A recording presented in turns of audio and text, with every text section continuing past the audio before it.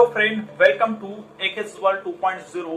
आप सभी का मेरे यूट्यूब चैनल एकेएस वर्ल्ड 2.0 में मैं हार्दिक स्वागत करता हूं। रिसेंटली इंडिया में साउथ वेस्ट मानसून की एंट्री हो चुकी है एंड इस साउथ वेस्ट मानसून के एंट्री के साथ ही साउथ पैसिफिक ओशन में एल नीनो फिनोमेना का फॉर्मेशन हुआ है। यह जो एल नीनो फिनोमेना है जो कि 3 से लेकर 5 साल के बाद आता है एंड यह जो नॉर्मल जो ग्लोबल एटमॉस्फेरिक सर्कुलेशन होता है उसको एल नीनो फिनोमेना रिवर्स करता है, डिस्टॉर्ट करता है। इसी वजह से इंडिया में आने वाले मानसून पर भी इस एल नीनो फिनोमेना का इम्पैक्ट होता है। इसी वजह से जो एल नीनो फिनोमेना है एंड इंडिया में आने वाला जो मानसून है, इनके बीच में जो रिलेशन है उसको टेली कनेक्शन कहा जाता है। मतलब एल नीनो फिनोमेना जो कि किसी एक रीजन में एकॉर होता है एंड जो इंडियन मानसून है जो कि किसी और रीजन में एकॉर होता है, इनके बीच में जो रिलेशन है जिसकी वजह से इंडियन मानसून अफेक्ट होता है, उसी रिलेशन को टेली कनेक्शन कहा जाता है।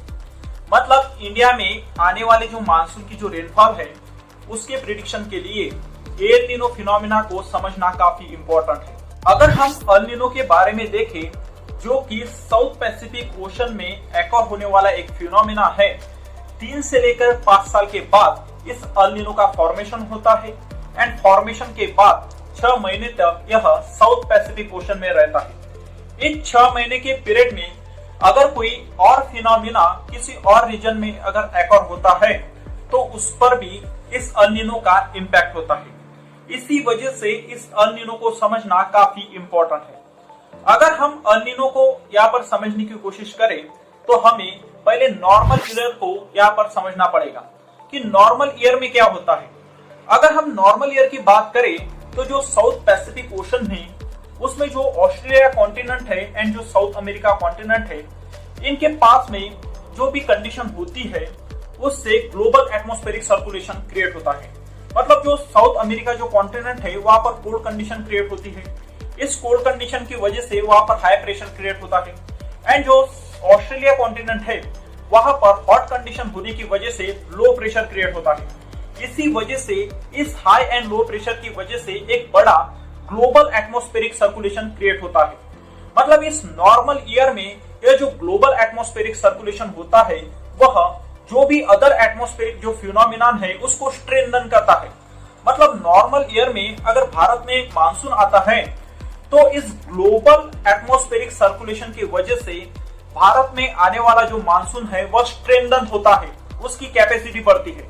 मतलब भारत में आने वाला जो मानसून है उसका फॉर्मेशन इस ग्लोबल एटमॉस्फेरिक सर्कुलेशन से होता है। लेकिन अगर किसी ईयर में एल नीनो कंडीशन एकॉर होती है, फॉर एग्जांपल रिसेंटली जो एल नीनो कंडीशन एकॉर हुई है, इससे जो भी यह जो कंडीशन है जो कि साउथ अमेरिका कॉन्टिनेंट के पास एकॉर होती है, ऑस्ट्रेलिया कॉन्टिनेंट के पास एकॉर होती है, उसको रिवर्स कर देता है एल नीनो फिनोमेना।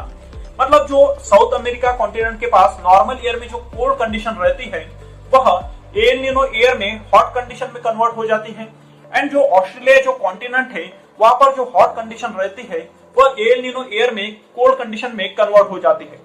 मतलब जो बड़ा जो ग्लोबल एटमॉस्फेरिक सर्कुलेशन है वह एल नीनो ईयर में रिवर्स हो जाता है, डिस्टॉर्ट हो जाता है।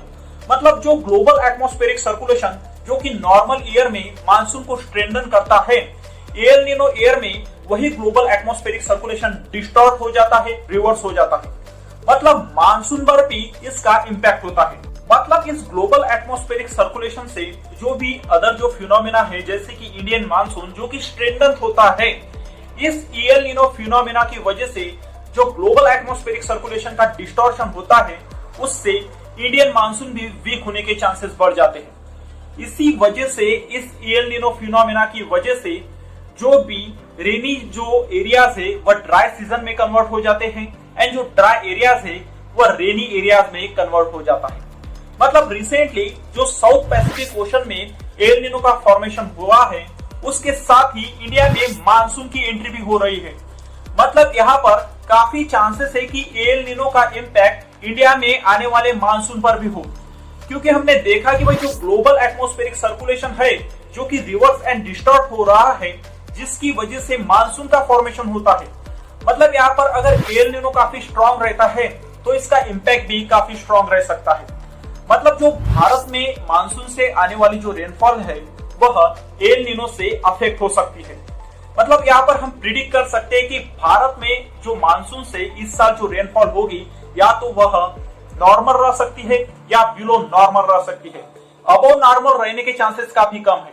यहाँ पर इंडियन मीटरोलॉजिकल डिपार्टमेंट का प्रिडिक्शन यही कहता है कि इस साल जो मानसून से होने वाली जो रेनफॉल है वह नॉर्मल रहने वाली है, लेकिन एल नीनो अकॉरेंस की वजह से यह जो रेनफॉल है वह बिलो नॉर्मल रहने के चांसेस काफी ज्यादा बढ़ जाते हैं, क्योंकि ग्लोबल एटमॉस्फेरिक सर्कुलेशन अगर एल नीनो से अगर डिस्टॉर्ब होता है तो उसका डायरेक्टली इंपैक्ट हो सकता है इंडियन मानसून पर। इसी वजह से ये जो एल नीनो फिनोमिना है इसको अंडरस्टैंड करना काफी इंपॉर्टेंट है इंडियन मानसून को प्रिडिक्ट करने के लिए। तो गाइस फाइनली आपका प्रिडिक्शन क्या कहता है मानसून के बारे में? क्या इस साल मानसून नॉर्मल रहने वाली है? क्या मानसून बिलो नॉर्मल होगी या अबव नॉर्मल होगी? मुझे कमेंट सेक्शन में जरूर बताना। अगर आपको यह इंफॉर्मेशन रिलेवेंट लगी तो वीडियो को लाइक एंड शेयर करना एंड चैनल को सब्सक्राइब जरूर करना।